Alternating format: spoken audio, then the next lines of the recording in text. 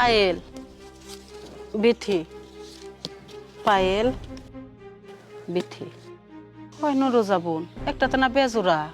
বুবু এক কাম করো, বিথির অবস্থা ভালো, ওইটা তুমি পাইলের দিয়ে দাও। পাইল গরিব মানুষ, কিনা খার হবো না, বিথি তো কিনা খার পাবো।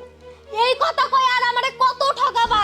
এই শুরু থেকে একই কথা হইনা আসতাছি। বিথির অবস্থা ভালো, বিথি কিনা খাবার পারবো। পায়েলের অবস্থা ভালো না, পায়েল গরিব মানুষ কিনা খাবার পারবো না। এই কথাটা কয়ে আমাকে প্রত্যেকটা জিনিসে থেকে বঞ্চিত করে দিছো। না না না না, আমি তো এইবার এই নারকেলের ভাগ ছাড়বো না, কোনোভাবেই ছাড়বো না। চুপ কর বিথি, এত মিছা কথা কইস না। তোর কিসে থেকে বঞ্চিত করা হয়েছে? দেখ, তোর আল্লাহ যথেষ্ট দিছে, তা আমি কখনো দেখি নাই যে বাবার বাড়ির কোনো কিছু থেকে তোর বঞ্চিত করা হয়েছে। তুই কোনো কিছুরই ভাগ ছাড়স না। আচ্ছা, তোকে তো টাকা পয়সার অভাব নাই, তাও এরকম ছোট লোক মতো করস কি জন্য? এখন যদি কইতে যাই দোষ হয়ে যাইব। শোন, আমার মায় আমার জামাইয়ের সাথে কিন্তু তোর জামাইয়ের সবসময় বেশি দিছে।